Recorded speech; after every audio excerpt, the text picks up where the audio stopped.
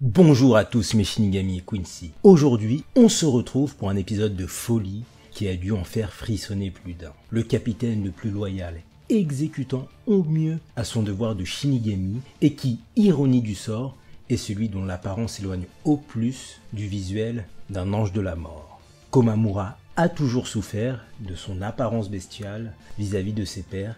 Et c'est au cours de cette vidéo que nous allons mettre la lumière sur les différents aspects qui ont façonné le plus digne et l'un des capitaines les plus respectables qu'ait jamais connu Soul Society. Son Bankai, son lien avec Genryusai, le Jinka no Jutsu, la tribu des bêtes. Aujourd'hui, on lève le voile sur l'un des plus gros mystères de l'œuvre avec Komamura et le clan déchu des bêtes au sein de cette analyse. N'hésite pas à partager cette vidéo et à t'abonner si tu as aimé son contenu. J'essaie d'être le plus productif possible pendant ce deuxième cours de la guerre millénaire sanglante disponible en streaming légal sur Disney+. Du coup, rejoins le navire si tu ne veux rien manquer des prochaines vidéos qui sortiront sur la chaîne. Restez bien jusqu'à la fin de cette vidéo, il y aura des petites infos très croustillantes sur le clan des bêtes en outro.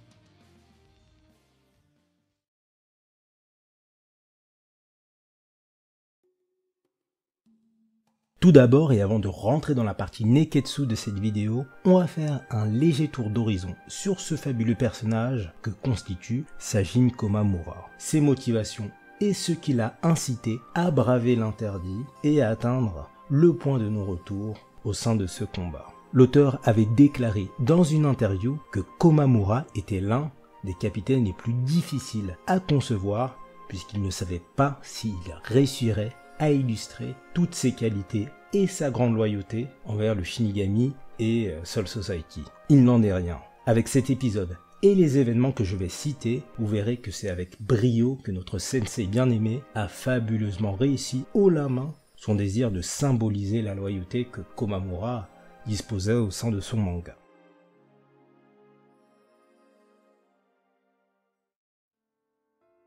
Komamura est, et ce n'est un secret pour personne, le capitaine le plus loyal envers son devoir de Shinigami, mais et surtout envers le capitaine commandant ayant succombé impitoyablement sous les coups barbares du chef de guerre Quincy, Yuwa, général militaire des armées Quincy opposant une franche mésentente contre les Shinigami depuis plus d'un millénaire. D'où le nom de cette guerre millénaire sanglante. Si le lien que dispose Komamura envers Genryusai est si fort, c'est parce que avant lui, personne n'avait pris le temps de considérer qui il était véritablement, au-delà de son imposante carrure, mais et surtout de son visage bestial. Tozen avait réussi à outrepasser l'apparence impactante de Komamura par le passé, mais et au vu de sa cécité, est-ce que cela peut être considéré comme une franche approbation au final? C'est encore bien plus laid que je ne l'imaginais.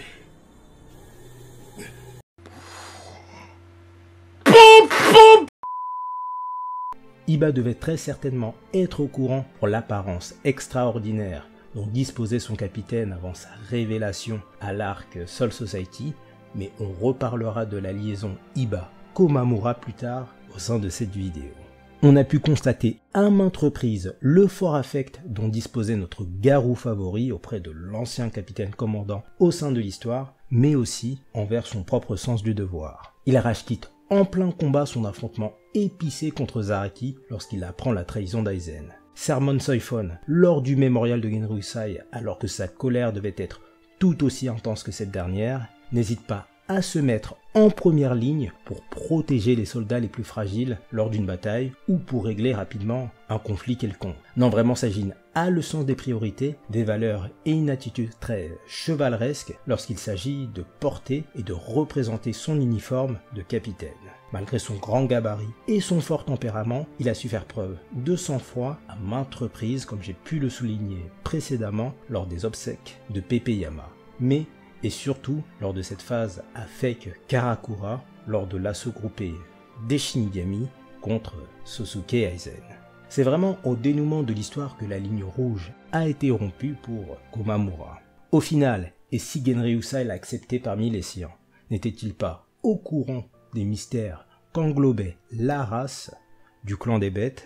Aurait-il vu en Sajin une forme d'espoir et d'avenir rayonnant envers ce clan déchu qui n'a d'autre aspiration que de finir submergé par ses propres fondements belliqueux? Le mystère reste entier. Yanryusai devait avoir ses raisons particulières d'avoir fait entrer Komamura en ses rangs, au-delà de la simple sympathie. Si vous avez des hypothèses là-dessus, c'est avec plaisir que je lirai vos propositions dans l'espace commentaire. Mais c'est cette approbation envers son statut de bête que constituait Sajin que, sans sourciller et épris d'une volonté inébranlable, que ce dernier a sacrifié sa vie pour Yanryusai Yamamoto.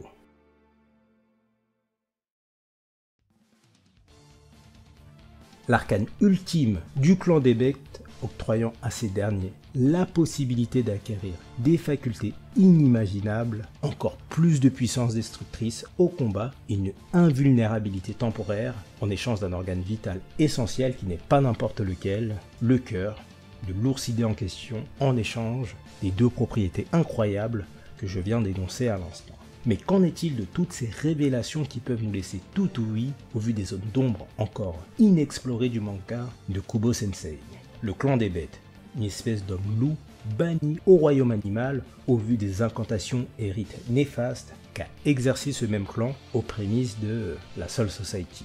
Le doyen informe également que cette technique leur permettrait de retrouver la forme humaine initiale dont ils disposaient auparavant, avant d'avoir touché à des rituels interdits les ayant réduits à l'état primaire de bêtes sauvages. Avant de parler du doyen et des secrets du clan des Bêtes, j'aimerais parler du concept de la lycanthropie qui désigne du grec les hommes loups. Ce concept désigne le fait qu'un homme pourrait réellement se métamorphoser en loup-garou, mais pour d'autres, il s'agit uniquement et purement d'un trouble mental. Cette notion qui a fait ses premiers échos au cours de la période antique a même fait part au sein de l'Église avec des mentions relevées au sein de l'Ancien Testament avec le mythe du roi Nabuchodonosor. Quel nom farfelu, où ce dernier fut transformé en bovidé pour une durée de 7 ans. Il est intéressant de noter que cette métamorphose survient d'un état dépressif, soulignant par là même la relation très précocement établie entre zoomorphisme et maladie mentale. Un état dépressif, voilà ce qui me fait songer à Komamura. Pourquoi souligner cela, me diriez-vous? Eh bien, j'ai cette fâcheuse impression que Komamura recelait en lui ce besoin d'être accepté. Vous me répondriez que oui, c'est normal, il subissait de la discrimination à cause de son apparence, etc. Mais j'essaie de creuser un petit peu plus loin que ce complexe bestial. Au vu de son apparence d'ursidé et de son allure de loup-garou, les relations sentimentales seraient probablement caduques, pour ne pas dire impossibles pour lui au sein du Seireitei. Et au-delà de purifier les méfaits de son clan, Sajin a toujours eu cet excès de gentillesse, de reconnaissance et de loyauté extrême, le poussant à toujours aller vers les autres et de rendre service à un maximum d'individus en dépit de son incommensurable corpulence. Mais cet excès d'humanisme ne cacherait-il pas au plus profond de son être un besoin de satisfaction tellement grand, enfoui en lui, comme si ce dernier ne saurait quoi répondre si la vérité s'apprenait au vu de sa nature primaire d'homme bête révélé aux yeux de tous, celle d'un homme loup ayant succombé aux abois de son peuple, n'ayant au final aucune alternative possible de guérison que la rage et la vengeance qui lui sont si communes, comme le souligne si bien le doyen au cours de leur échange. L'Église annonça que tout ce qui touche de près ou de loin à la transformation d'homme en animal relève du satanisme, et saint Augustin dénonce que tout acte lié à la lycanthropie peut se voir considéré être comme l'œuvre de Satan. Quand on voit la multitude de créatures aux carrures mi-humanoïdes, mi-bestiales dans ce genre d'ouvrage saint, il n'est pas étonnant de voir ce genre de condamnation au sein du corps eucharistique. Mais entre Satan et l'enfer, le parallèle est aussi tangible dans l'univers de Bleach, et c'est là que c'est intéressant. Déjà rien que le regard ardent, littéralement, de Danga Joe peut faire écho à cette notion souterraine du Bleachverse. Le nom du Bankai de Komamura nous amène également vers cette piste. Kokujo Tengen Myo, corde noire du châtiment céleste. Les cordes faisant écho aux chaînes restreignant les bêtes du clan animalier à leur condition d'animal. Et châtiment céleste a une divinité répandant son impitoyable sermon à quiconque osant s'opposer à l'un des membres du clan des bêtes, ou à la doctrine de Soul Society si vous préférez.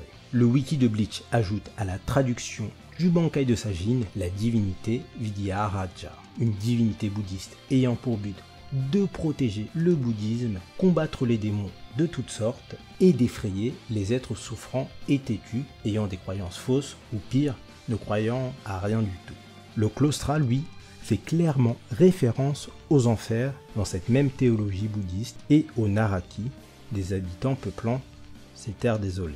Toutes ces informations permettent de véhiculer le fait que Sajin détient en lui, avec son Zanpakuto, l'esprit vengeur d'une divinité bouddhiste punissant les hérétiques allant à l'encontre de la pensée initiale qui serait en l'occurrence ici liée à l'histoire de Soul Society et des Shinigami. L'apparence de Tengen dans l'hors-série Muramasa accentue à nouveau le lien de ce dernier avec les enfers et le rôle de ce clan à l'avenir, si suite du manga il existera avec les respirations des enfers. Pour conclure là-dessus, revenons au fait du doyen du clan des bêtes.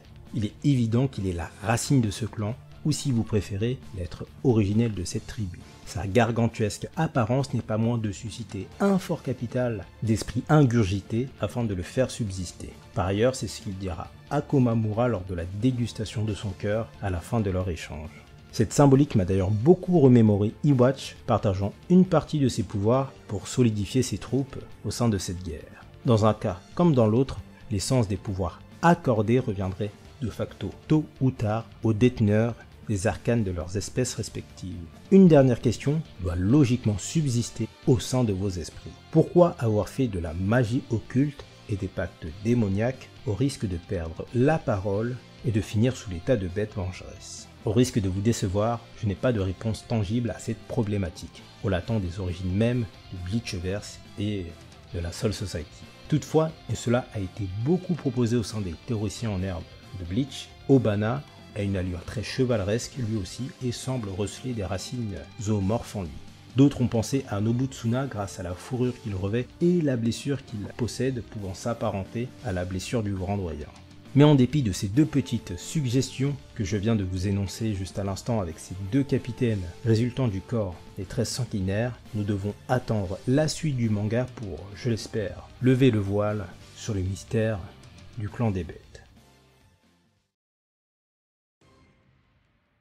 Au niveau de la nouvelle forme déchaînée de Tengen Myo, dites-moi laquelle vous préférez, mais les deux sont tellement insane d'un point de vue graphique que c'est dur de les départager.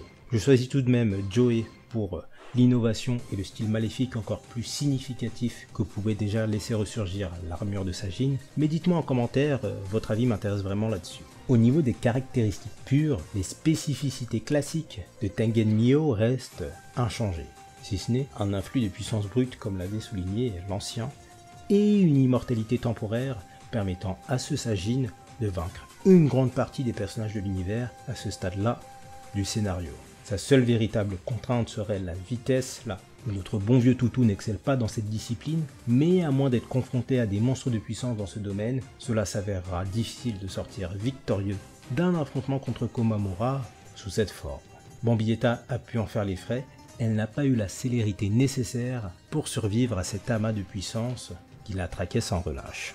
Cette symbolique de l'armure vide représentant une entité m'a personnellement rappelé Alphonse du manga Fullmetal Alchemist, qui étant bloqué au sein d'une armure de métal, dispose tout de même d'une âme au sein de cette dernière. Pour conclure sur le Bankai de Sajin, avant de finir avec sa liaison avec Iba, j'ai trouvé ça formidable de voir que le casque qu'il a dévêtu lors de son combat contre Zaraki lui avait permis de se battre sans contrainte, libéré de toutes entraves, autant matérielles que psychiques. Et ici, cette fois-ci, avec son Bankai, c'est pareil. Il a ôté les barrières, l'empêchant de progresser vers sa soif de vengeance pour Genryusai. Voilà pour le fabuleux Bankai horrifique que peut représenter Kokujo Tengen Myo, notre plus loyal et respectable capitaine des armées de la cour au sein de cette guerre millénaire sanglante. Ce qui a été passionnant de constater, c'est que Komamura a été épris de cette soif de vengeance avide envers le camp ennemi et dont il avait pourtant pris le temps de réprimander Tozen lors de la bataille avec Karakura de son aversion envers le système des Shinigami. Au final, c'est uniquement lorsque l'on est confronté aux situations que l'on expose que l'on peut constater de la véritable nature des individus ayant pris soin de nous sermonner face aux tentations les plus alléchantes qu'un être humain puisse faire l'objet au cours de sa vie. Et ce dernier le rétorque à lui-même: tant que mon cœur aura des crocs, je continuerai à lutter contre ma propre vie. Et sa liaison avec Genryusai était plus importante que cette propre vie, soit dit au passant. Ça, on a pu le constater avec l'épisode de cette semaine. Un vrai soldat comme on ne fait plus, ce bon vieux Sajin Komamura.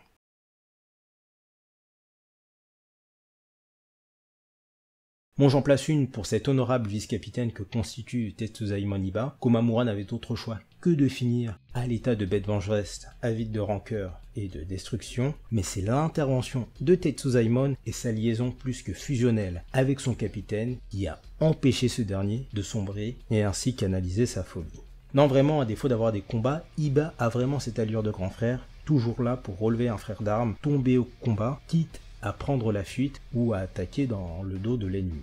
C'est un véritable homme de valeur qui n'hésite pas à faire passer les siens au détriment du code d'honneur des sabreurs pour le bien de sa patrie. Que des guerriers responsables et courageux au sein de cette unité que représente la caserne de la 7e division. Et cela a été plaisant de voir à quel point les vice-capitaines ont su faire preuve de travail d'équipe et d'ingéniosité avec leurs supérieurs pour tenter de vaincre leurs adversaires au cours de cette seconde manche de la guerre millénaire sanglante. On ne peut en dire autant de Kensei et Shuei, mais j'ai beaucoup apprécié la réaction de ce dernier quand il a vu Komamura succomber aux arcanes interdites de sa nouvelle transformation. La tristesse s'étant fait ressentir au sein de son regard, et au final, même si ce bon vieux toutou complexait vis-à-vis de cela, il aura bien su laisser une trace indélébile au sein des fans de Bleach avec ce combat titanesque contre Bambietta, qui est l'une des meilleures Stanwriters de ce deuxième assaut de la guerre millénaire sanglante. C'est vrai qu'on aurait tous préféré qu'il nettoie plus de Stanwriters avec cette nouvelle transformation du Shaitan,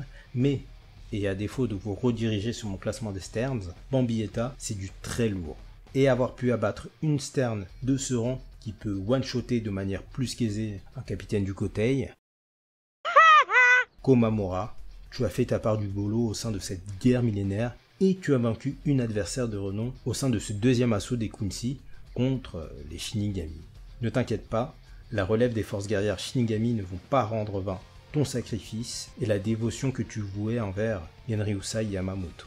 Voilà pour cette vidéo sur l'histoire de Komamura, son Bankai, le lien avec le clan des bêtes et le royaume animal qui existe quelque part au sein de Soul Society. Dis-moi ce que tu en as pensé dans l'espace commentaire et n'hésite surtout pas à partager cette vidéo si tu as apprécié son contenu. Elle m'a demandé pas mal d'efforts pour vous la proposer en temps et en heure. Abonne-toi si tu ne veux rien manquer des prochaines vidéos qui se reviendront sur la chaîne pour ce second cours de la guerre millénaire sanglante. Et pour les petites informations exclusives de fin de vidéo, c'est tout de suite. Cependant, attention, cela se déroule à la fin du manga, voire même après la trilogie Infernal World. Vous êtes prévenus.